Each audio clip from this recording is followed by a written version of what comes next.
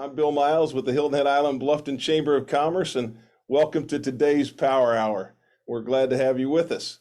It's already been a busy morning here at the Chamber, and we had the opportunity to salute and honor Connie Kilmar. And Connie has been on the Chamber staff for 30 years. Today is her 30th anniversary, and so the team got in and we celebrated Connie, and we can't thank her enough for all she has done, not only for the Chamber, but for the community. And I'm proud to say that I've been able to walk side by side with her every step of the way. So Connie, I know you're on. Thank you. And we'll continue to celebrate you not only today, but throughout the week. Speaking of celebrations, we want to say congratulations to all of those who have graduates or will have graduates in the next week or two.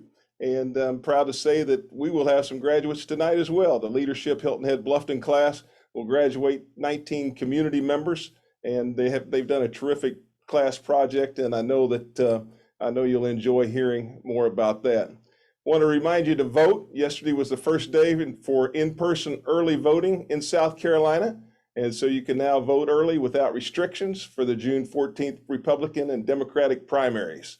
And I've asked Kelly to put a link up on the screen, which she will do in the chat box, and that will take you to our elections page on the Chamber website.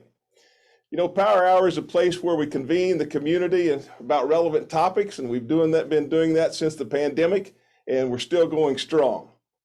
Today with us is one of the gentlemen that really helped us during that pandemic, helped our small businesses, and I don't think there's anybody else who's more energetic, more enthusiastic, more positive about small business than Tom Sullivan.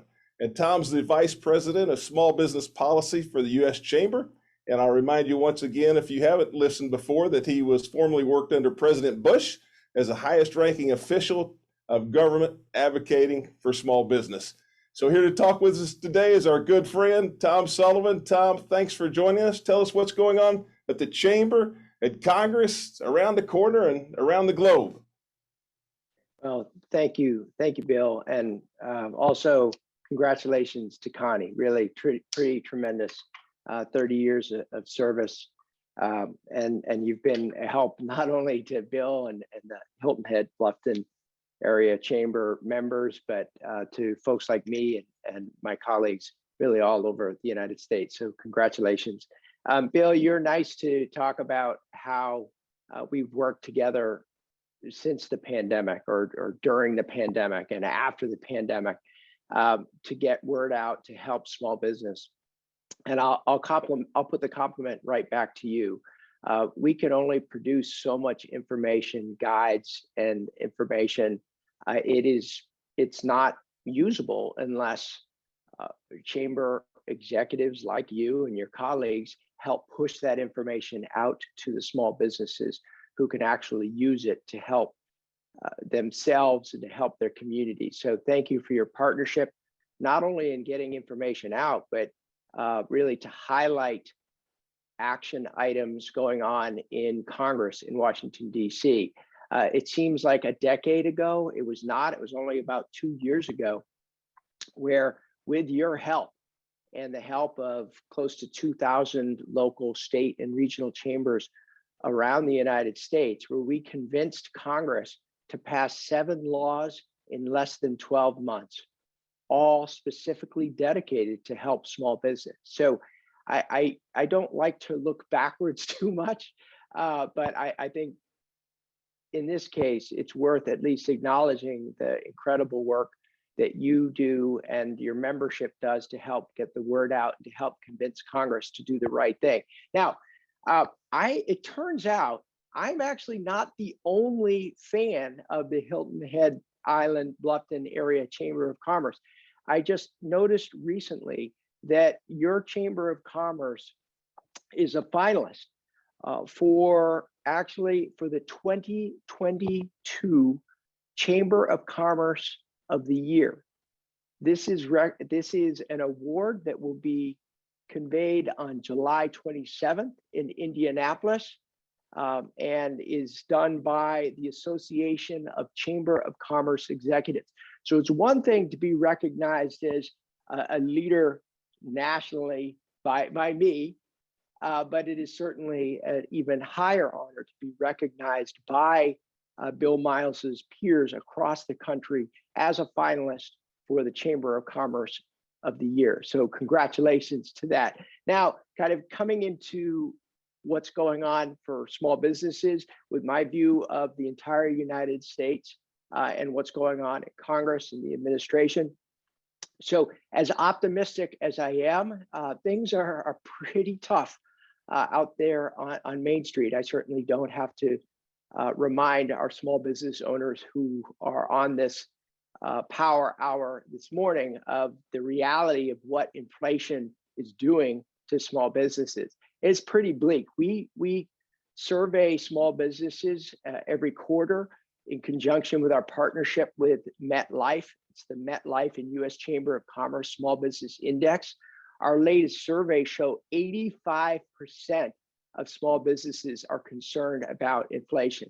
That is a huge, huge number. And those headwinds of inflation don't just affect higher prices to pay for supplies, and also in reaction to that, forcing small businesses to raise prices. It also raises prices for keeping employees and hiring new employees.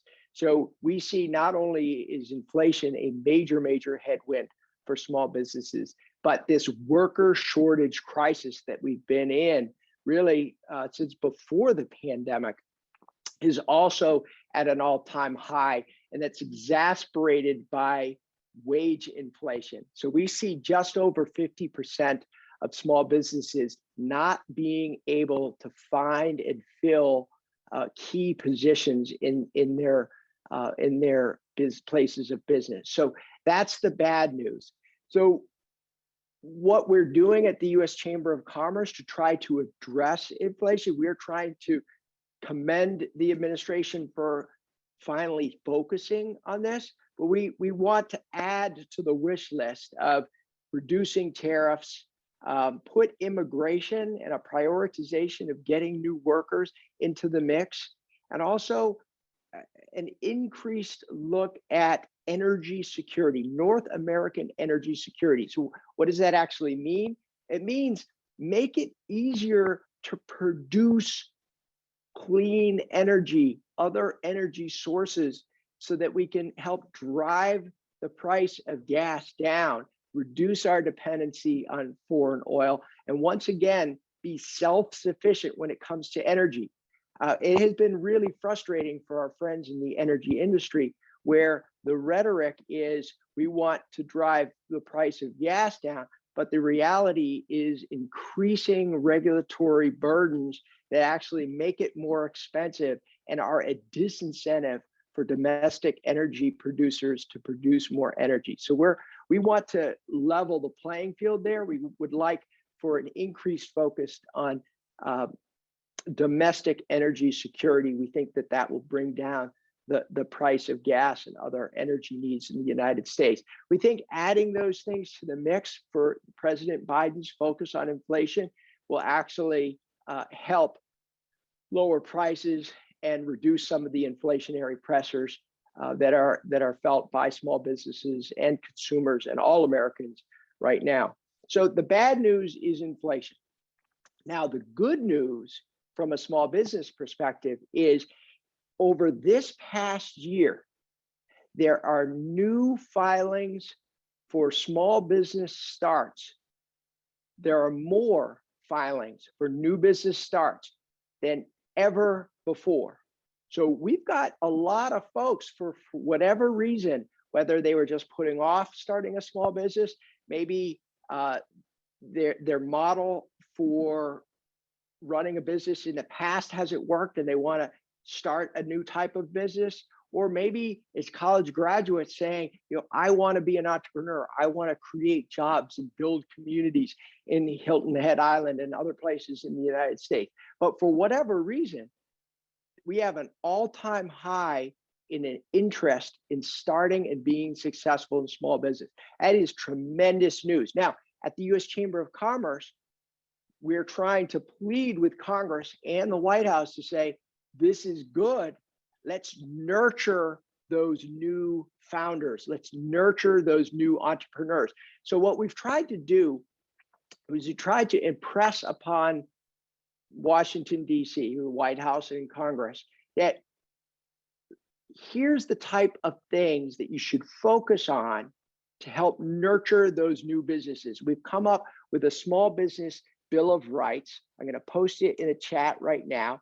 And basically, these are 5 principles that small business owners have told us are important for Congress and the White House to remember.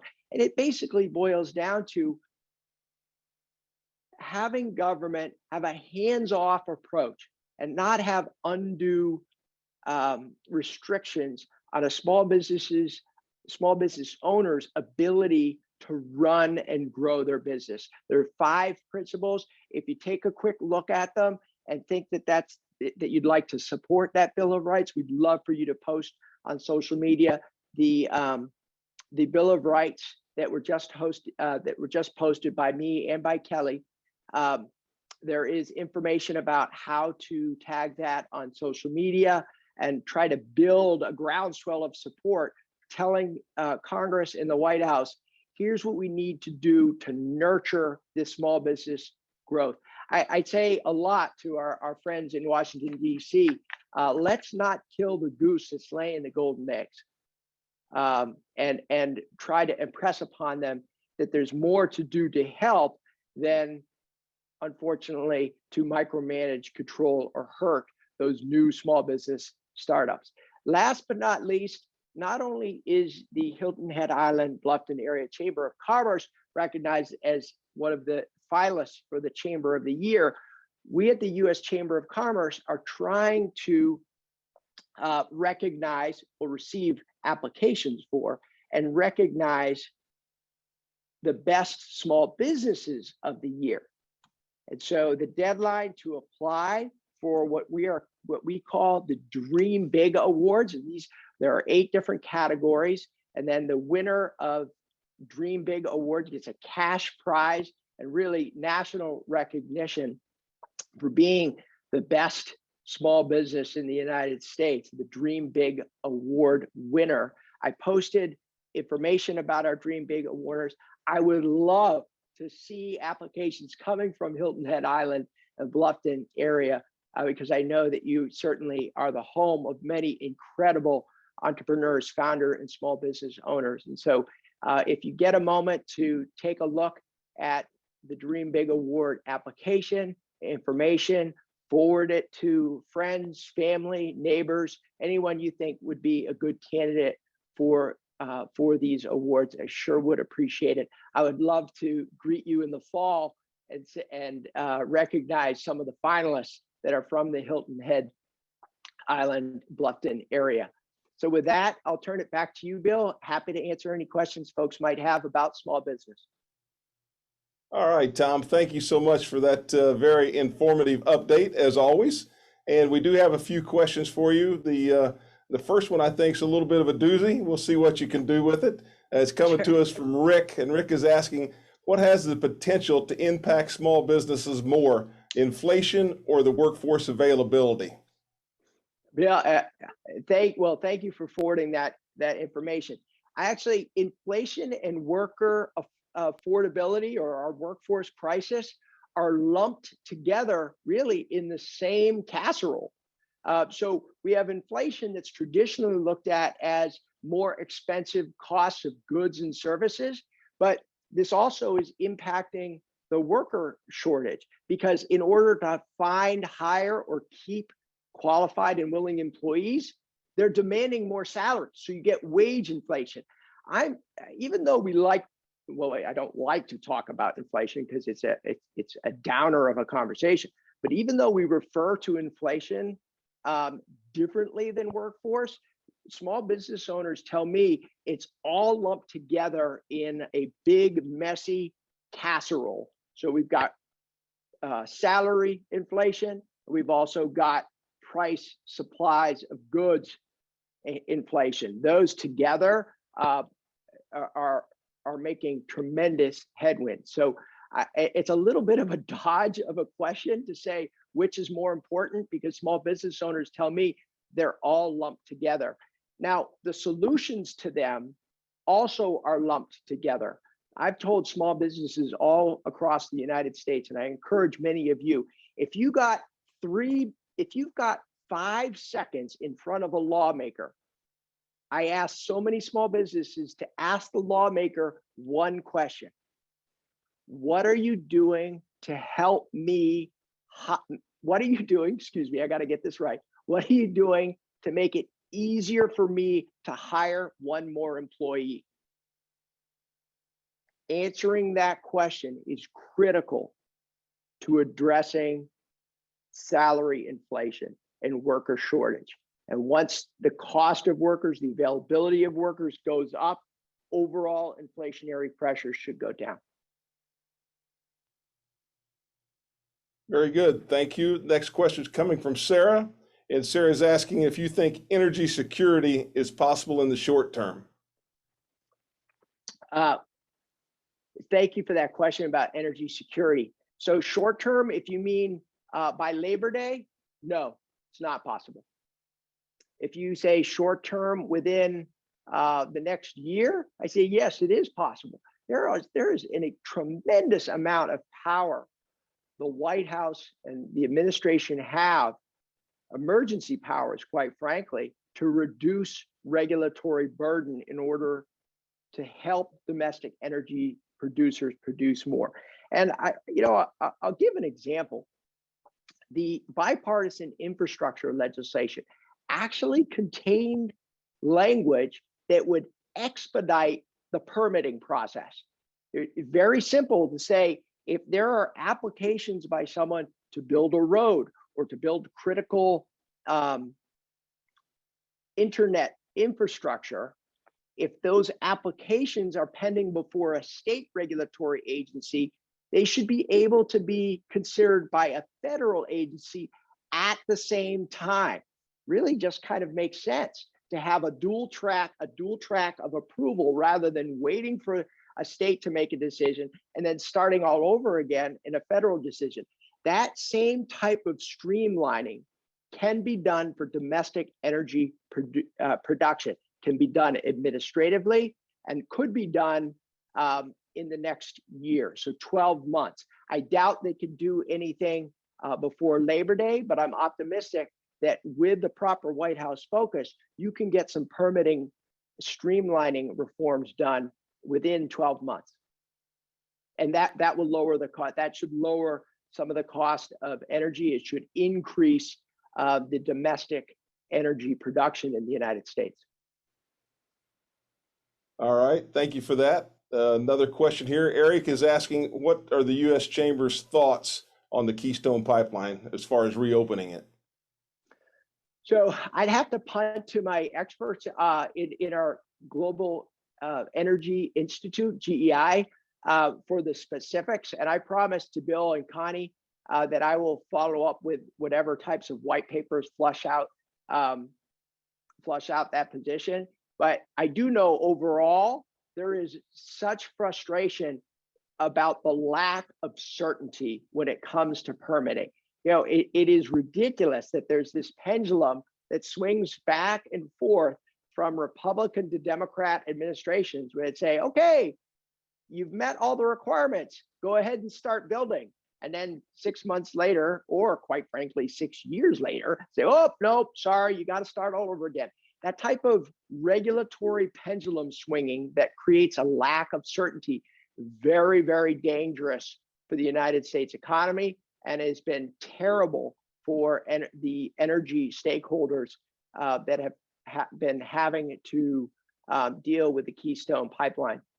And I actually, on a little bit more of a personal note, I find it tremendously offensive that you've got oil in a part of the world that is one of our closest allies in Canada, and that oil will continue to be produced. We have an opportunity to actually refine it. It's some of the cleanest refineries in the world.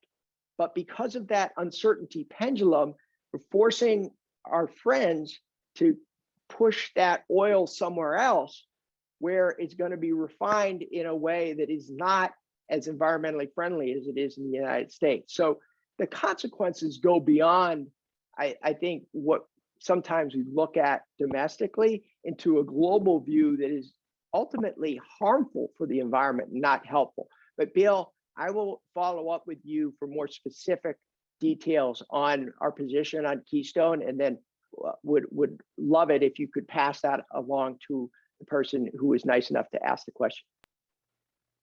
We'll certainly do that, and thank you for agreeing to send it. Our last question for you is coming from Laura, and Laura is asking, do you hear from small businesses concerns about a possible recession? Bill, the R word is generally what is follows the I word. So the I word is inflation, and the R word is recession. So I do hear a lot from small business owners about recession. I am convinced, mostly because of small business owners, that the consumer purchasing that is going on right now and has been going on for some time will push a recession far enough away into next year. I think there is likely to be a recession. I'm hoping that the government takes steps to make it a very, I think the economic term is a shallow recession, which to me just means a short recession. But I do think one's going to happen. I do think that it's going to happen.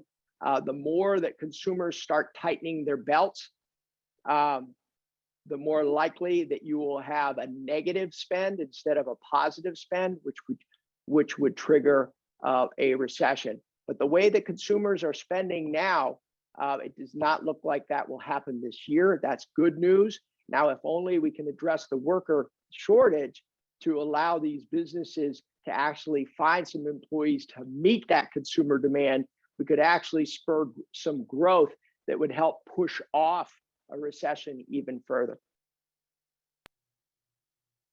Tom, thank you so much. I wish we could spend another 30 minutes with you.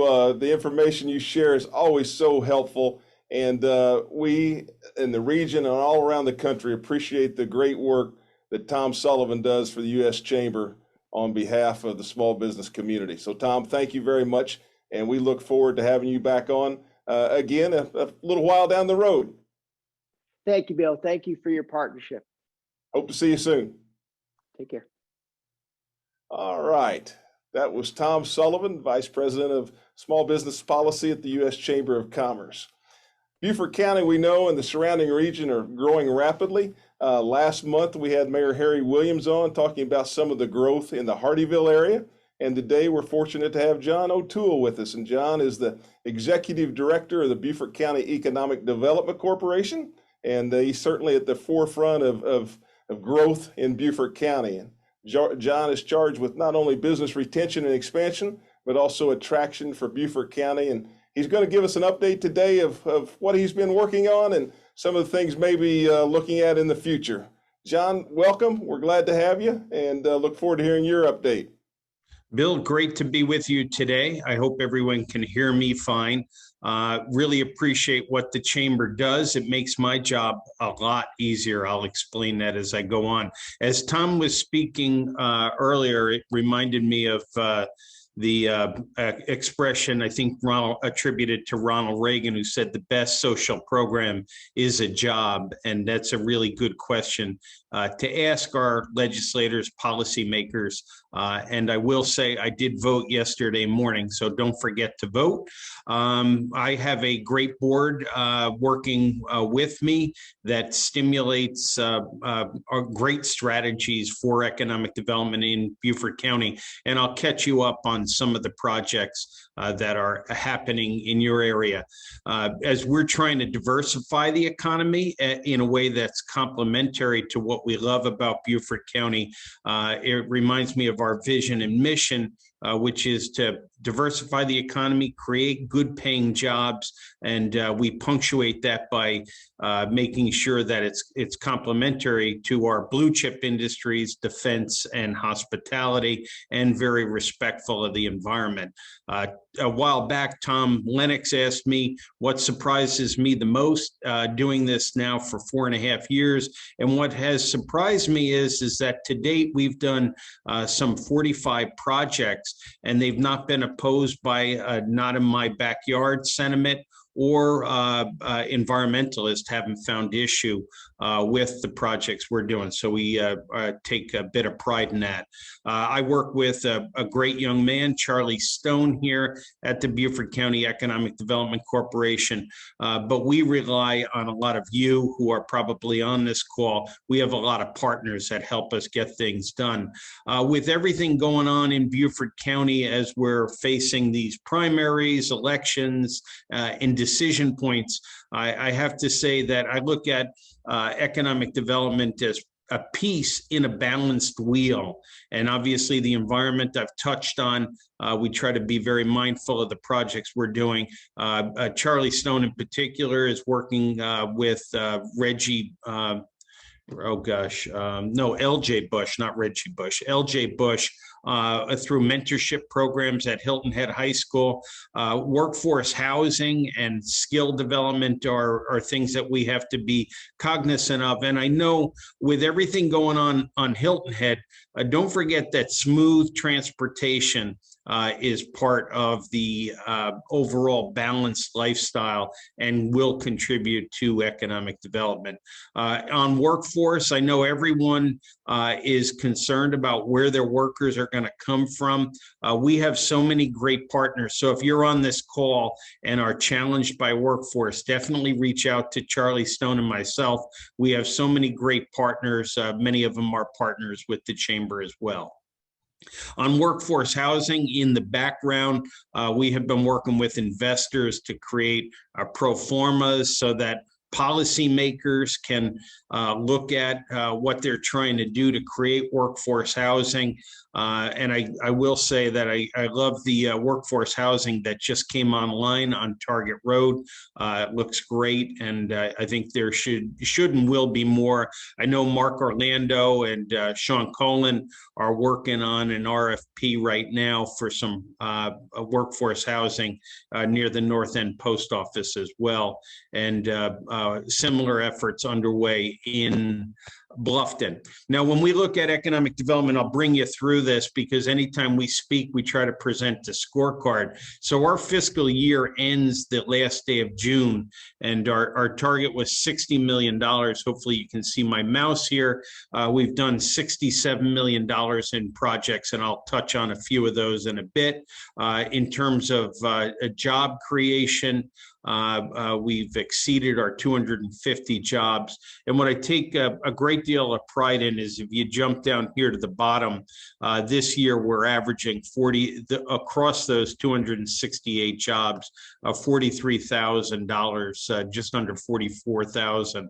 And then we do a lot with lead generation and marketing.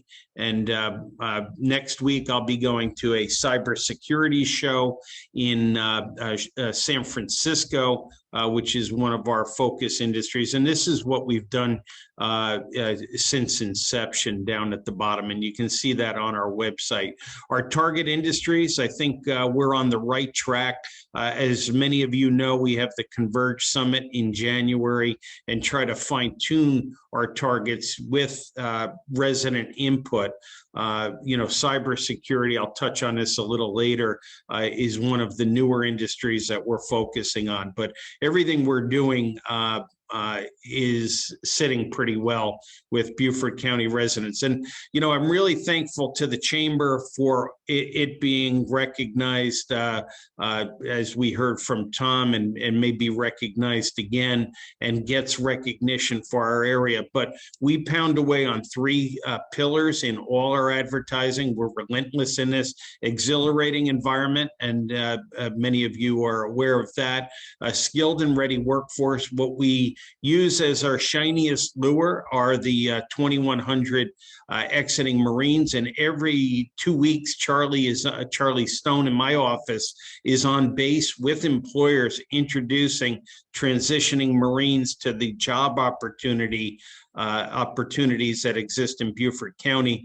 And one thing to be aware of, if you're not familiar, it's the Skills Bridge program through the military.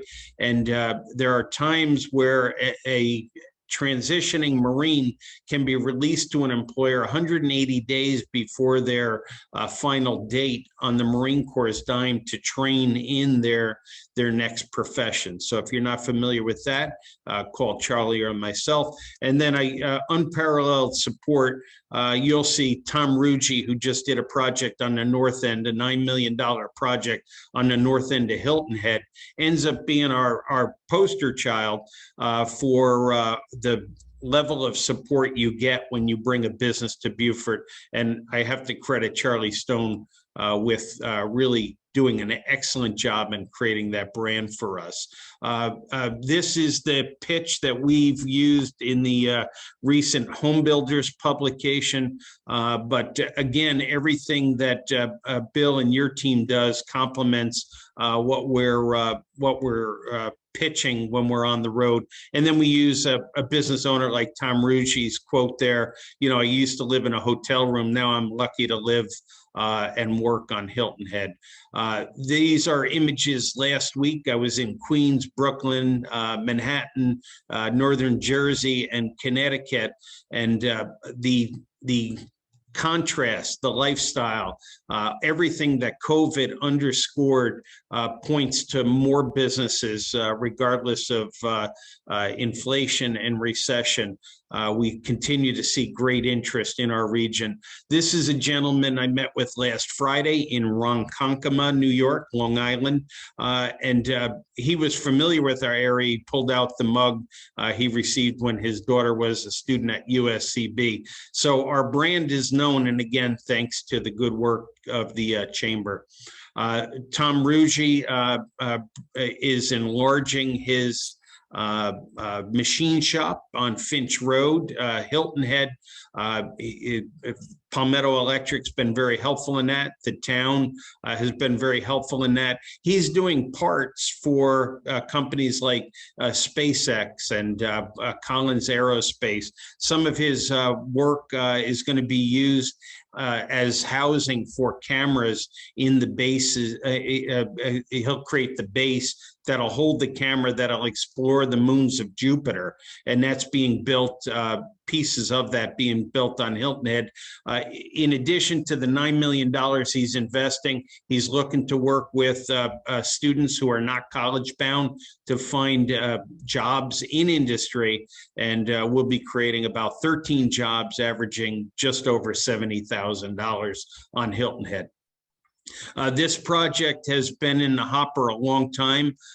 The Army Corps of Engineers held this project up a little bit, but we are working on Project Cloud. This will be a $10 or $12 million investment. If you will, it's like medical tourism for your Cirrus jet.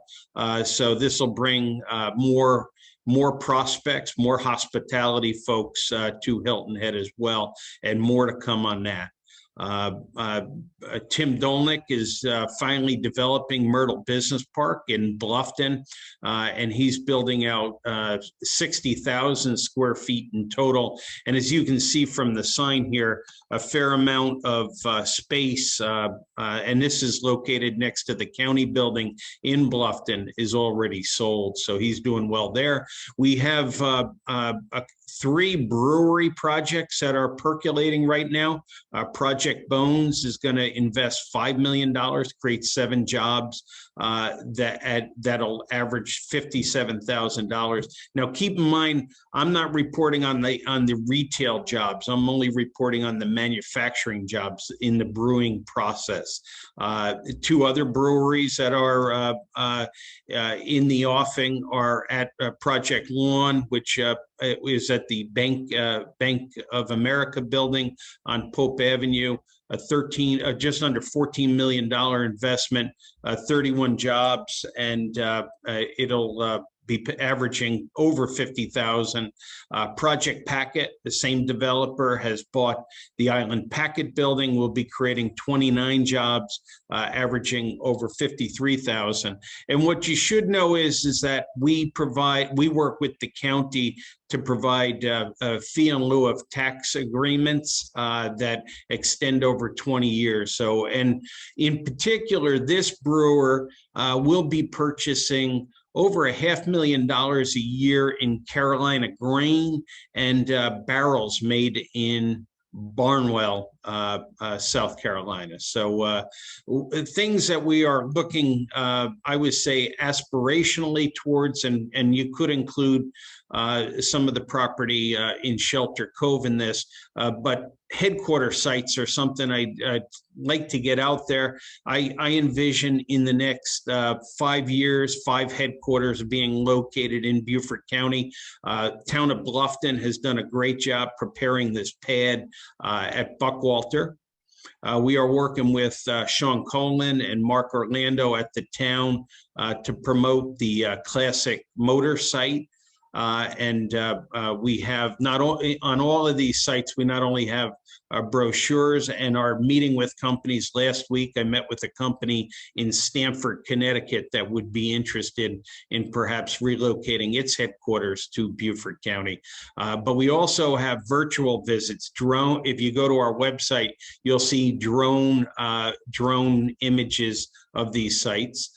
Palmetto Bay Business Park. And what's nice is I've been here 4.5 years, but with Mark Orlando's leadership, we are really trying to capture what the value proposition is, what the appraised value is, and market these sites aggressively. So on Hilton Head, keep in mind the William Hilton site, Classic Motors, Palmetto Bay Business Park, and I already showed you the Buckwalter site.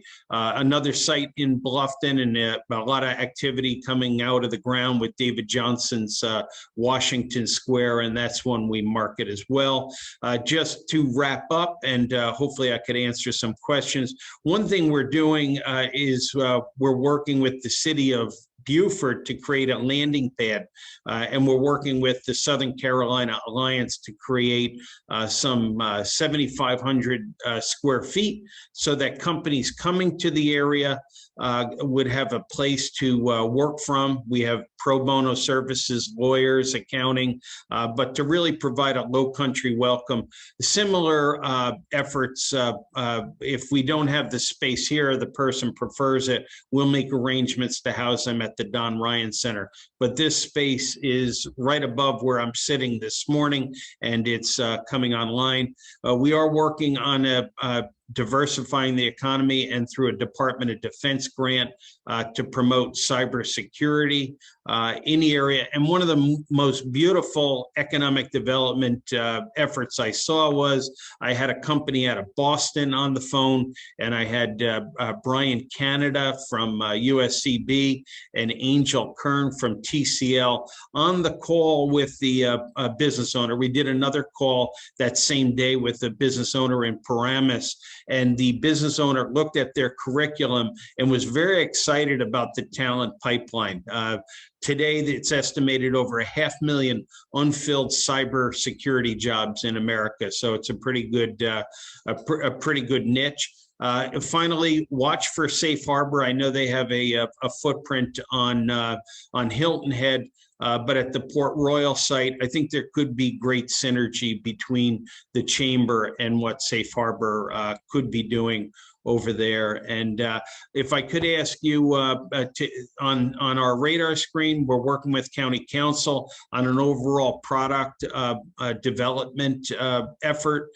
We are working on through an international lead generator, so that'll bring some more activity here. Aspirationally, we're looking for 5 headquarters in 5 years in Beaufort County. And lastly, a request, if you ever get an opportunity to get us behind the gates to talk to residents about what we're doing in economic development, 98% of our leads come from somebody who's already here. So I thank you for an opportunity to speak. I hope I wasn't too long or too fast. Thank you. John, thank you. What a comprehensive report. We appreciate that. We had 4 or 5 questions, but during your presentation, I can say that you answered each one of those.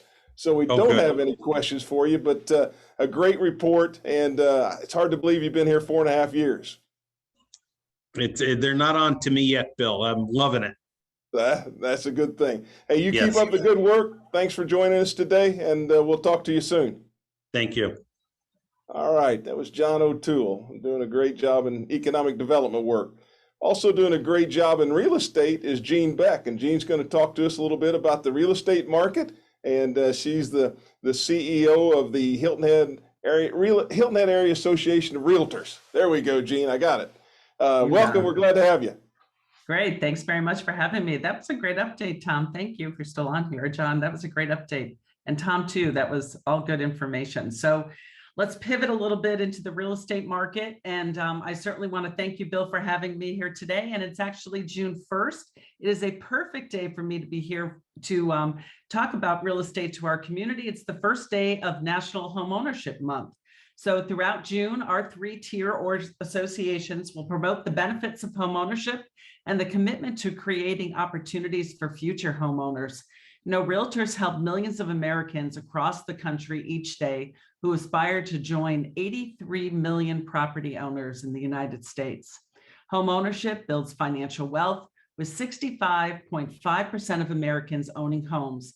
The net worth of a typical homeowner is nearly 40 times the net worth of a non-owner. And according to the National Association of Realtors, the total value of owner-occupied housing rose by $8.2 trillion in the last decade, and the number of middle-income homeowners increased by nearly 1 million. The typical homeowner has accumulated more than $200,000 in wealth due to the price appreciation. However, there's always a however, we are at a 50-year record shortage of affordable homes available for purchase, and that has seriously limited the access to the residential real estate market. And that inventory shortage and affordability is something we face in our local real estate market. And in our April reports, we have a total of 1.1 months of supply of inventory in our region. But believe it or not, that's actually up by 22% compared to April of 2021. So it has been busy here in our region for the last couple of years in real estate sales, some record numbers for sure. I checked last night, and the total number of listings and residential properties in the Resides MLS that services our region was 571. Well, that's the highest number I have seen in months. And just a few months ago, it was down to 283 properties.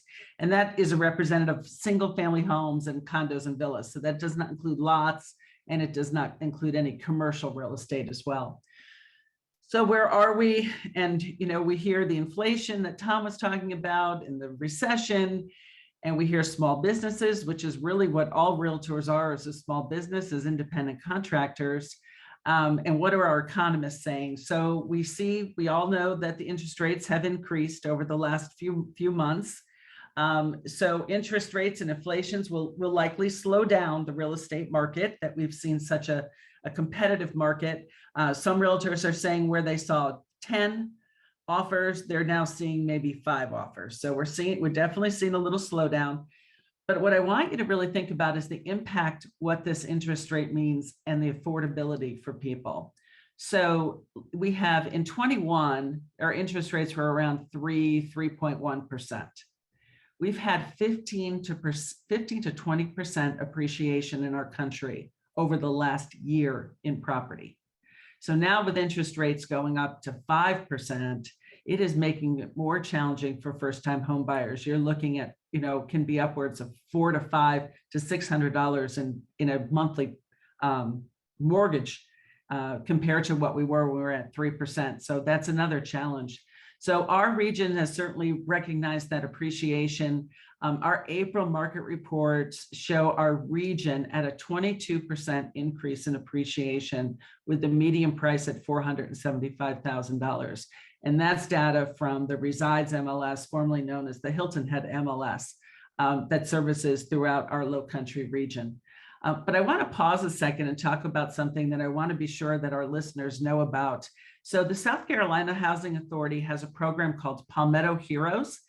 It is just open for 2022. They have this yearly. It offers a $10,000 forgivable down payment assistance and competitive mortgage rates.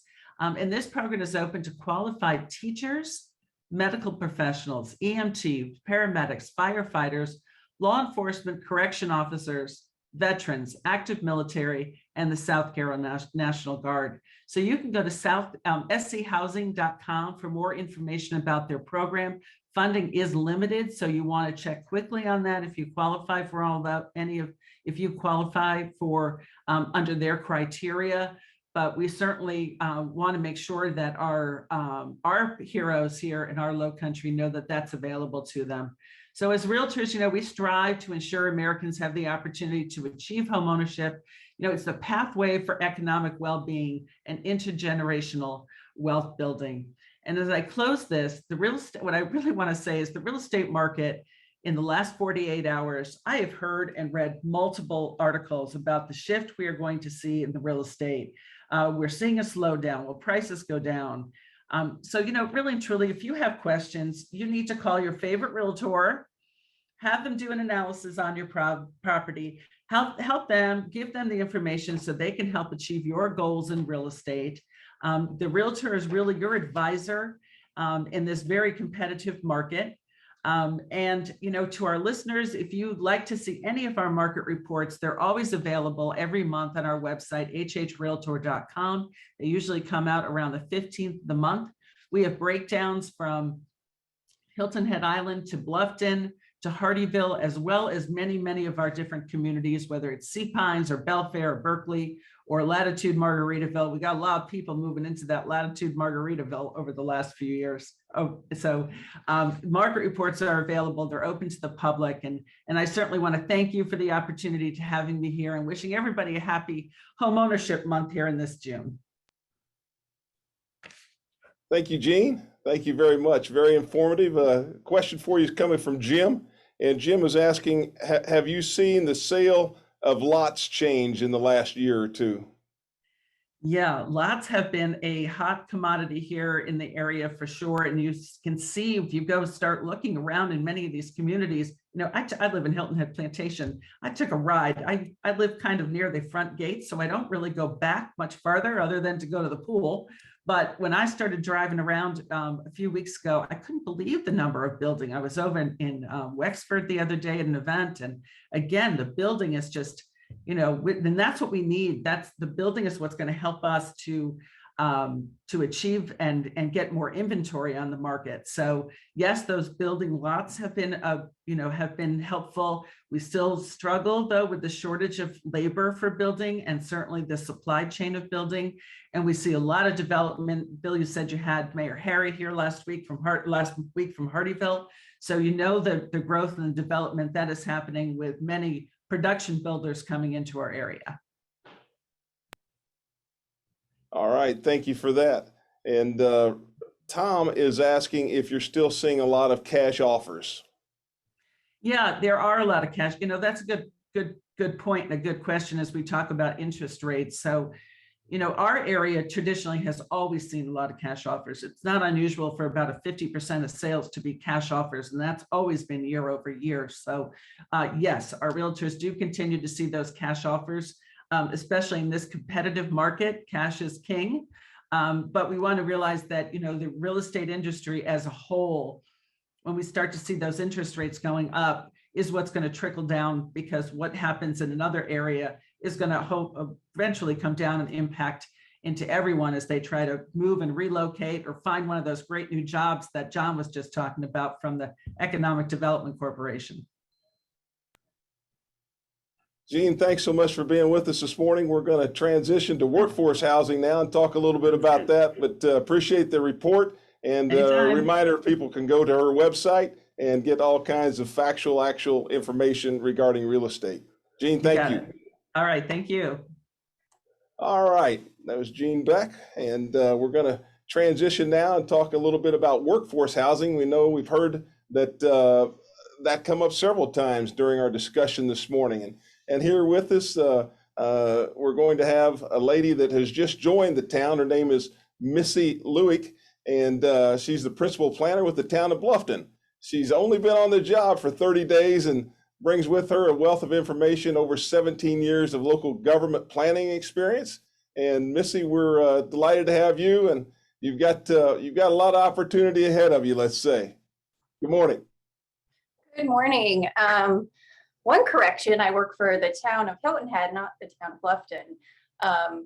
But thank you very much for having me on this morning. I really appreciate having the opportunity to discuss a really exciting upcoming project in the town of Hilton Head Island. And it's one that John O'Toole briefly mentioned in his presentation. And as most people are aware, the town has identified a critical need for workforce housing on the island. Workforce and affordable housing have been identified in our plan, the town's comprehensive plan, and the strategic action plan. And town leadership is taking an active role in addressing this issue. In February of this year, Town Council directed the town manager to prepare a request for qualifications, or RFQ, for a public-private partnership to develop affordable workforce housing on the town-owned North Point tracts, commonly referred to as the North End Post Office tract. And I am going to share my screen to show you where this is located. So the tract is located on the north end off William Hilton Parkway between Wild Horse Road and Gumtree Road near the Cross Island Parkway interchange. The tract is it's over 12 acres in size. It's bordered by Jarvis Creek on the west, the Marsh Point Apartments to the north, and the North End Post Office on the east. And of course, it fronts on William Hilton Parkway.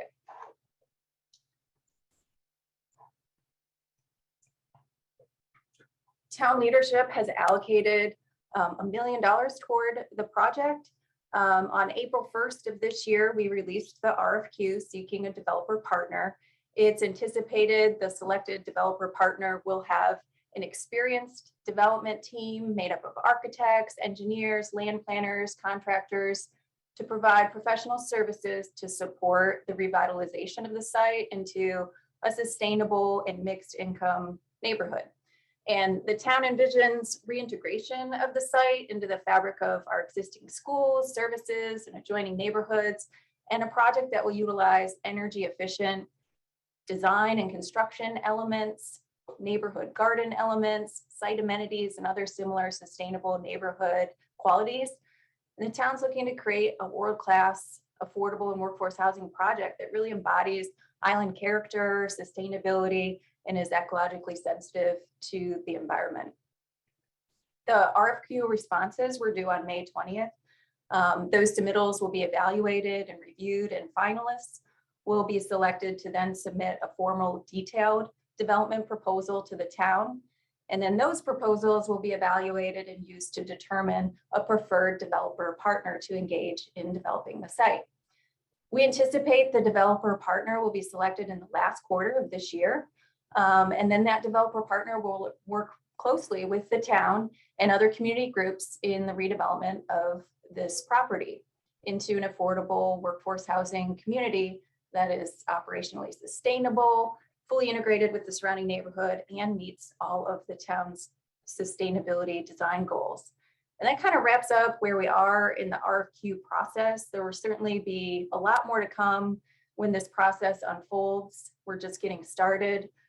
Really, and it's a real exciting project and one that I'm sure will be in the news as it progresses. But that's kind of where we are in the project. I'll turn it back over to you, Bill, and can answer any questions about this project. Missy, thank you. And Thank you for the correction on the town of Hilton Head Island. I don't know how I missed that, but I did. But anyway, first question's coming from Amy, and Amy is asking if you're seeing quite a bit of interest from developers. We had a pre-bid meeting and there were over 50 participants on that call. I'm not part of the RFQ evaluation team, so I'm not sure how many RFQ responses we received, but it's anticipated that the preferred team would have a whole team of contractors, developers, architects, land planners on their team to work together on the project. Thank you for that. And Sam is asking if there is a total number of units that the town has as a goal to build on Hilton Head Island. Right now, that is all going to be determined by the development proposal and will be evaluated when we're evaluating the developer partner proposal. So it is not yet known at this time, but we really want the project to integrate within the community, have, fit the island character, look and feel within the community, and have neighborhood amenities. So, the density of the project will be based on, the site constraints and the context of the site. All right, Missy, thank you. We're delighted to have you here on Hilton Head Island and the wealth of experience that you're bringing with you. We know it's only been 30 days on the job, but you're off and running, and we're looking forward to partnering and working with you, just as I know many others are. So thank you for being with us today. Thank you. All right. Well, thank you all for being with us today as well. And I want to, before we close, just to mention and remind you to exercise your right to vote. And the early voting is started. So please get out and vote. And then lastly, I'll just say, be kind and take care of each other. And let's be nice to everyone. Have a great day. Thank you.